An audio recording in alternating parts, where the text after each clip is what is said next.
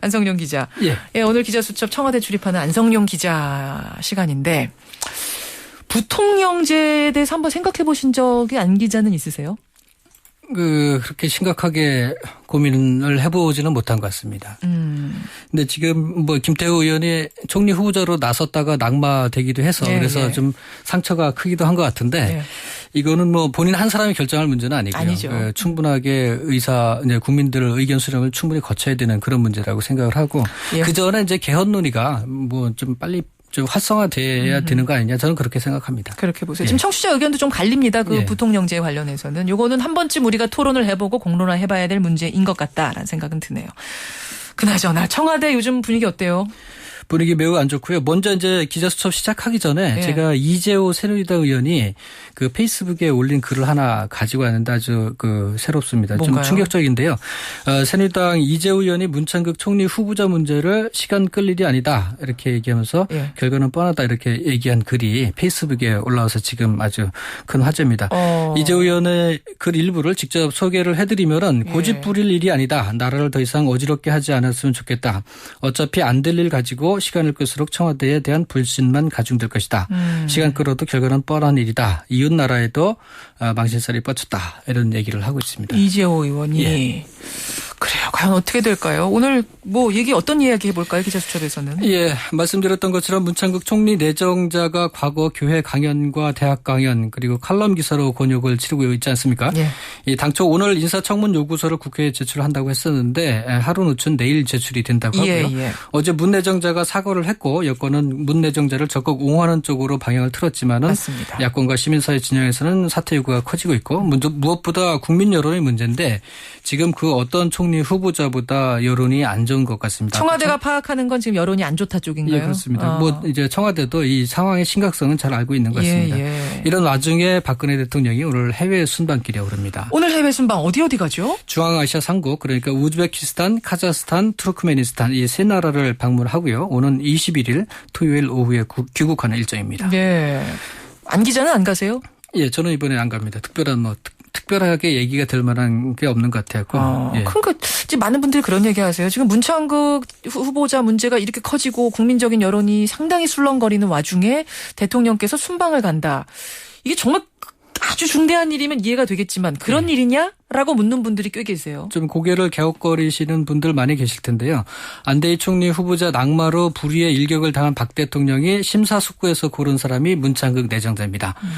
문 내정자가 기자 시절에 쓴 칼럼이 진보 진영에서 환영을 못 받을 것이다. 이런 예측은 박 대통령도 했을 것입니다만 설마 이 정도였을까 이렇게 후회가 지금 되지 않을까 생각을 박 대통령이 후회를 하고 있지 않을까 생각이 되는데 특히 교회 강연에서 드러난 그의 역사관은 참으로 문제가 아니었었는데 이런 점에서 청와대가 이번에도 검증에 실패했다 이렇게 보는 게 맞을 것 같습니다. 하지만 중앙아시아 순방은요 이미 오래전부터 약속된 것이기 때문에 또다시 순방을 미루기는 힘들었을 것 같고 국내 정치 상황이 안 좋은 때에 비행기에 모으시는 박 대통령의 마음도 지금 편치는 않을 것 같습니다. 순방이 오래전부터 약속이 된 거라고요? 그렇습니다. 정상회견은 국가 대 국가의 약속이기 때문에 오랫동안 치밀하게 준비하는 게 관례고요. 사실 중앙아시아 3국 순방은 세월호 사고 때문에 한 차례 연기가 됐었습니다. 기억하실 텐데 지난달 19일에 박 대통령이 세월호 관련 대국민 담화를 발표하고 몇 시간 있다가 바로 아랍에미리트 연합 순방길에 오르지 않았습니까? 올랐었죠. 원래 그때에 이번에 순방하는 중앙아시아 3국도 같이 순방하고 또 사우디아라비아, 쿠웨이트 여기도 방문할 예정이었었는데 세월호 때문에 정말로 가야 하는 아랍에미리트 연합 여기만 이제 짧게 갔다 왔죠. 그때도 좀 말이 많이 나왔었죠. 그러니까 요 해외 순방을 놓고는 국민들 의견이 좀 엇갈리는데요. 세월호 사고 수습도 안 끝났고 앞서 말씀했다시피 이제 문창국 내정자 문제도 이렇게 증폭이 되고 있는데 대통령이 그럼 이 정도 상황이면 외국 가는 거를 연기해도 되는 거 아니냐. 그쪽에다가도 양해 구하면 양을 구해지는 상황 아니냐라는 분과 그건 그거고 국익은 국익이니까 가야 된다는 분과 좀 엇갈려요. 어떻게 보세요? 여러 가지 다양한 각도에서 볼 수가 있겠는데 이제 특히나 지난달에 세월호 관련 대국민 담화를 발표한 후에 UAE 방문길에 올라서 말이 많지 않았습니까? 그때 예, 술렁였어요. 이번에도 나라가 어수선한데 꼭 가야만 하는 순방이냐 이런 얘기들이 많이 나오고 있고요. 특히 문내정자 오늘 또 해군 장교 복무 시기에 서울대 대학원 다녔다 이런 얘기 또 나오고 또 장관 후보자들이나 수석들 논문 표절 문제 계속 나오고 있지 않습니까? 이런 상황에서 진짜 외국에 가야 되는 거냐 이건 좀 한번 생각을 해볼 문제가 여지가 있고요. 반면에 외국을 가면은 국익에 상당히 도움이 되니까 그래도 가야 된다. 우리가 수출해서 먹고 살고 있고 또 해외 진출을 계속 많이 해야 되는 상황에서는 우리가 갈 건 가야 되는 거 아니냐 이렇게 여론이 좀 갈리는 것 같습니다. 그 여론은 갈립니다만 분명한 건 박 대통령의 해외 순방만 갔다 오면 대통령 지지도가 올라가요. 예, 이거는 분명하죠. 예.